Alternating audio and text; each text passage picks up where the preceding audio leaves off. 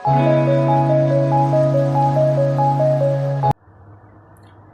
बच्चों, आज हम क्लास 10 के फिज़िक्स चैप्टर 1 इलेक्ट्रिसिटी पढ़ने जा रहे हैं। आज ये हमारा पहला क्लास है, तो आज हम इलेक्ट्रिसिटी चैप्टर का इंट्रोडक्शन देखने जा रहे हैं। इलेक्ट्रिसिटी एक ऐसा चीज़ है बच्चों, इलेक्ट्रिसिटी एक ऐसा एनर्जी का सोर्स है जो हमारे मॉडर्न लाइफ में बहुत ही बड़ा इम्पॉर्टेंट रोल निभाता है। ठीक है, अगर इलेक्ट्रिसिटी हमारे लाइफ में, अगर ये एनर्जी हमारे लाइफ में अगर आज के दिनों में ना हो, तो ये जो हमारे ट्रांसपोर्ट है, हमारे इंडस्ट्रीज़ है, जो हम घर में इलेक्ट्रिक अप्लायंसेस इस्तेमाल करते हैं बच्चों, ये सब हम इस्तेमाल नहीं कर सकते हैं। ये जो हमारा इलेक्ट्रिसिटी है, इसी के कारण हमारा इंडस्ट्री वर्क करता है, हमारा बहुत सारे ट्रांसपोर्ट वर्क कर सकते हैं, हमारे घर के इलेक्ट्रिक अप्लायंसेस हमारे इन्हीं चीज़ों पे वर्क करते हैं। हमारे घर के इलेक्ट्रिक अप्लायंसेस में जैसे हम एग्जांपल ले सकते हैं, लाइटनिंग बल्ब हो सकता है, ऑपरेटिंग फ़ैन हो जाएगा, हीटिंग पर्पस के लिए भी हम लोग इस्तेमाल कर सकते हैं। और इंडस्ट्री में इलेक्ट्रिसिटी का इस्तेमाल हम लोग बहुत सारे मशीन्स को चलाने में इस्तेमाल करते हैं। और ये हमारा जो ट्रांसपोर्ट है, उसमें हम लोग इलेक्ट्रिसिटी सेक्टर से कोई भी ट्रेन वगैरह, आज देखिए कोई ट्रेन जो है इलेक्ट्रिसिटी से चलता है, उसका इस्तेमाल होता है ट्रांसपोर्ट में। हम लोग इस चैप्टर में पढ़ने जा रहे हैं इलेक्ट्रिसिटी के बारे में, इलेक्ट्रिक पोटेंशियल के बारे में पढ़ेंगे, इलेक्ट्रिक करंट के बारे में पढ़ेंगे, इलेक्ट्रिक पावर और heating effect of electric current. इन सब चीज़ों के बारे में हम इस चैप्टर में पढ़ेंगे। इलेक्ट्रिसिटी, सबसे पहले इलेक्ट्रिसिटी से समझने से पहले एक वर्ड होता है इलेक्ट्रिक चार्ज। उस वर्ड को हम लोग समझ लेते हैं। एक वर्ड आता है इलेक्ट्रिक चार्ज, उस वर्ड को सबसे पहले हम लोग समझते हैं कि इलेक्ट्रिक चार्ज है क्या।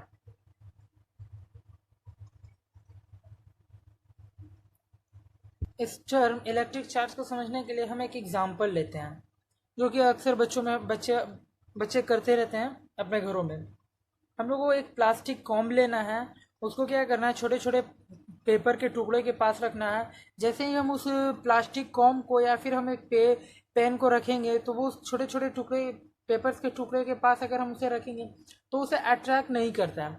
वही अगर हम उस कॉम्ब को पहले अगर हम अपने सूखे बालों में अगर हम रगड़ लेते हैं, जैसे कि अगर हम अपने बाल में कंघी करते हैं, उस तरीके से अगर हम करें, और उसके बाद हम उस कॉम्ब को या फिर उस पेन को हम उस टिनी पार्टिकल्स ऑफ पेपर के पास अगर हम ले जाते हैं, तो वो जो हमारा कॉम्ब या फिर जो हमारा पेन होता है, उस पार्टिकल को अट्रैक्ट करता है अपने एक तरफ, और उसमें होता है क्या, वो उसमें चिपक जाता है।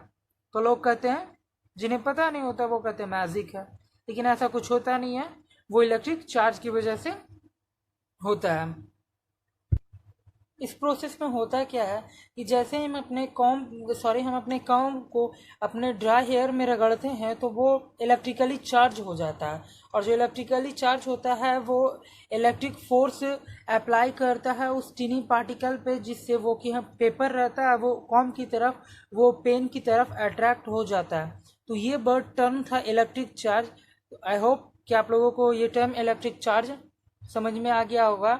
इसी तरीके से अगर हम एक ग्लास रॉड ले लेते हैं, उसे हम सिल्क के कपड़े से रगड़ेंगे तो वो भी इलेक्ट्रिकली चार्ज होगा।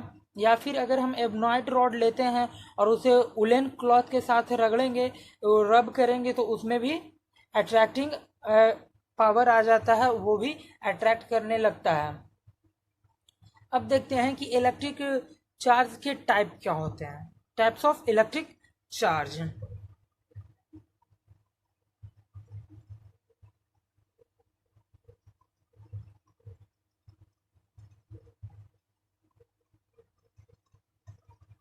देयर ऑफ टू टाइप, ये दो टाइप के होते हैं। फर्स्ट,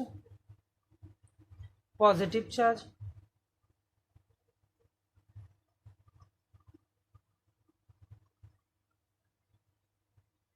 सेकेंड,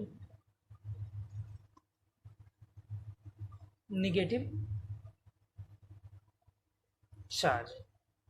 अब हम देखते हैं कि पॉजिटिव चार्ज और नेगेटिव चार्ज क्या करते हैं। ठीक है, जब कभी भी जो ग्लास रॉड को हम लोग सिल्क क्लॉथ के साथ रगड़ते हैं, तो उस पर जो चार्ज आता है उसे हम लोग पॉजिटिव चार्ज कहते हैं। और जो एवोनॉइट रॉड पे आता है, जब हम उसे वुलन क्लॉथ के साथ रगड़ने पे जो एवोनॉइट रॉड पे चार्ज आता है, वो चार्ज होता है बच्चों, वो निगेटिव चार्ज होता है। ठीक है। और चार्ज का एक इम्पॉर्टेंट प्रॉपर्टी क्या होता है, मैं वो आप लोगों को बता देता हूँ कि जो अपोजिट चार्जेस होते हैं, चार्जेस जो अपोजिट चार्ज होंगे वो एक दूसरे को अट्रैक्ट करेंगे। जैसे कि अगर एक पॉजिटिव चार्ज और एक हम निगेटिव चार्ज ले लेते हैं तो वो दोनों एक दूसरे को अट्रैक्ट करेंगे। उसी प्रकार अगर कोई सिमिलर चार्ज होता है, या फिर बोलेंगे उसे हम लाइक चार्ज है, जैसे कि अगर एक पॉजिटिव चार्ज या फिर एक निगेटिव चार्ज को हम एक साथ रखेंगे तो वो दोनों एक दूसरे को रिपेल करेगा, मतलब दोनों एक दूसरे से दूर हटेगा, दोनों एक दूसरे से दूर भागेगा, दोनों अट्रैक्ट नहीं करता है। तो ये जो इम्पोर्टेंट पॉइंट है वो मैं आपको लिख दे रहा हूँ।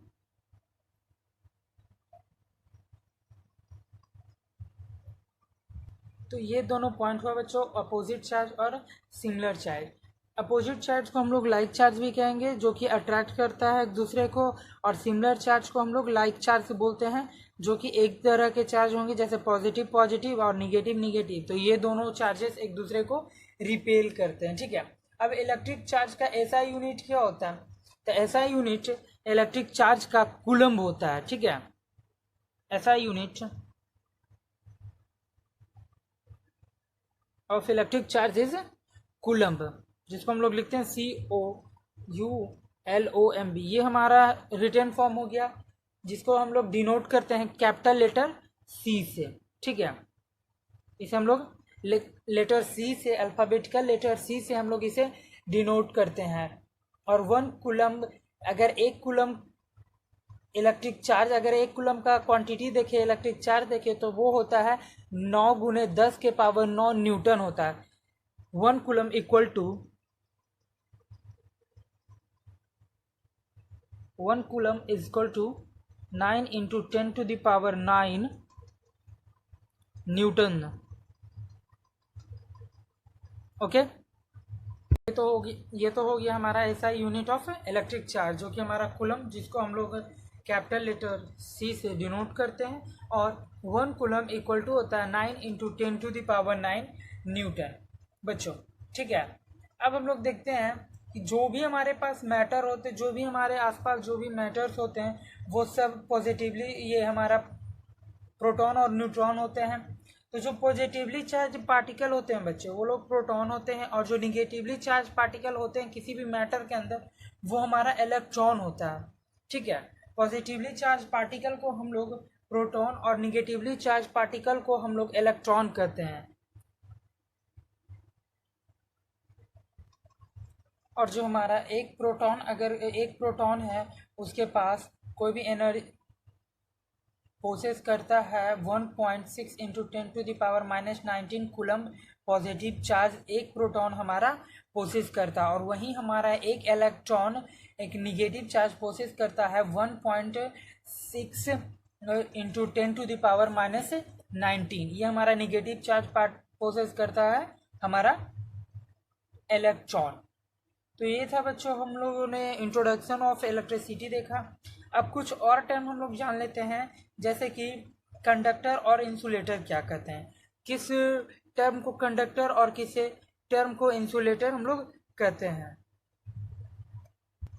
बच्चों, जो हमारा कंडक्टर है था, कंडक्टर एक ऐसा सब्सटेंस है जिसके थ्रू इलेक्ट्रिसिटी आराम से फ्लो कर जाती है, या फिर हम बोले कि जिसके थ्रू अगर इलेक्ट्रिसिटी पास कर जाती है उसे हम लोग कंडक्टर कहते हैं। और ऐसा सब्सटेंस जिसके थ्रू इलेक्ट्रिसिटी फ्लो या पास नहीं करती है उसे हम लोग इंसुलेटर बोलते हैं।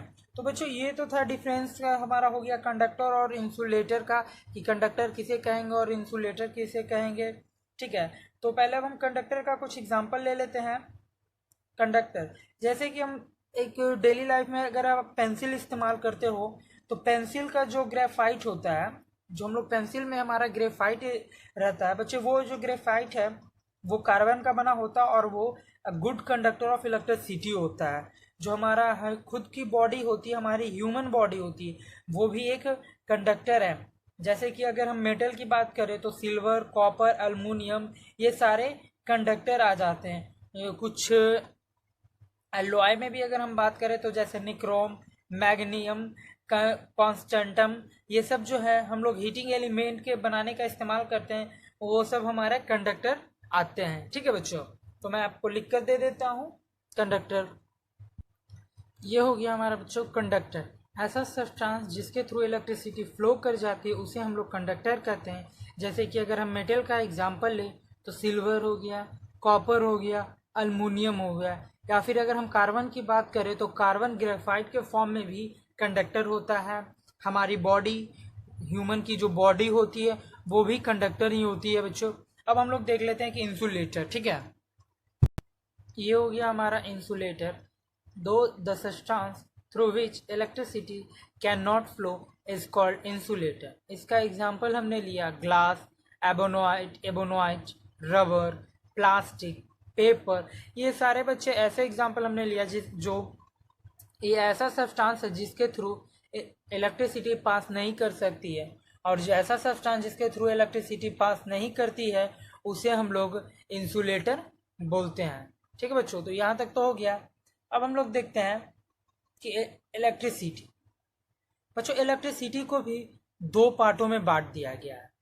ठीक है बच्चों, ये जो हमारी इलेक्ट्रिसिटी है उसे हम लोगों ने दो पार्टों में बांट दिया। पहला स्टैटिक इलेक्ट्रिसिटी और दूसरा है जो हमारा करंट इलेक्ट्रिसिटी।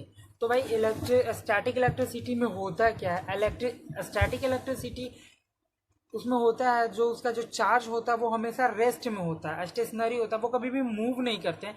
जो स्टैटिक इलेक्ट्रिसिटी के चार्ज होते हैं वो कभी भी मूव नहीं होते हैं। या फिर अगर हम इसको एग्जांपल के रूप में देखें तो जो भी चार्ज एक ग्लास रॉड पे बनता है, जैसे जब हम किसी भी ग्लास रॉड को अगर हम सिल्क क्लॉथ के साथ रब करते हैं तो रब करने के बाद उस रॉड पे, उस ग्लास रॉड पे जो चार्ज आता है वो कभी भी मूव नहीं करता, वो वहीं रहता है और वो वहां से फिनिश हो जाता है, वो ट्रांसफर हो जाता है वहां से।